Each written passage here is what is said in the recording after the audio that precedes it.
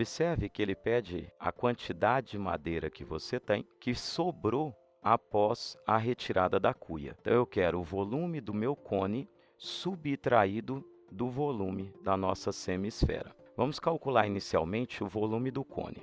Para esse cone, ele afirma que a altura é a raiz quadrada de 3. Então, a altura, esse valor que nós temos, é a raiz quadrada de 3. Ele afirma que o raio da base desse cone mede 1. Então, esse raio vale 1. Nós sabemos determinar o volume do nosso cone. O volume do cone será 1/3 da área da base, que é o nosso π vezes 1 ao quadrado, vezes a altura, que é a raiz quadrada de 3. Ou seja, o volume do nosso cone deu π vezes a raiz quadrada de 3 sobre 3. Para determinarmos o volume da semi-esfera, eu preciso determinar a medida do raio. E o raio dessa semi-esfera pode ser obtido a partir da semelhança. Observe, vou separar esse triângulo nessa posição. Devemos agora introduzir uma semi-esfera. O centro dela coincide com o ponto A lá em cima.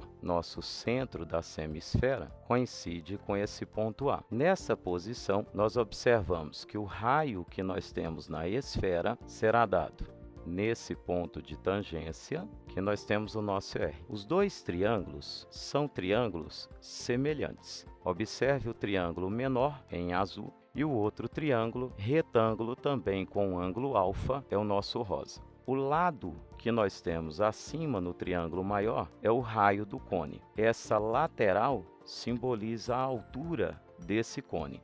Destacando os dois triângulos, nós temos esse lado vale 1, esse é a raiz quadrada de 3, esse é dado pelo nosso R, esse é a raiz quadrada de 3, o nosso ângulo alfa, aqui também nós temos o nosso ângulo alfa. Aplicando Pitágoras, eu posso determinar o lado x. O meu x ao quadrado será 1 ao quadrado, mais a raiz quadrada de 3 ao quadrado. Logo, o nosso x ao quadrado vale 1 mais 3, que é 4, ou seja, o nosso x é a raiz quadrada do 4. Podemos agora efetuar a semelhança para conseguirmos determinar qual seria o volume restante. Vou destacar os elementos aqui do lado. Inicialmente, nós encontramos que o volume do cone sem a cuia é dado pelo π vezes a raiz quadrada de 3 sobre 3. E eu vou efetuar a semelhança agora entre os dois triângulos para determinarmos o raio da semi-esfera.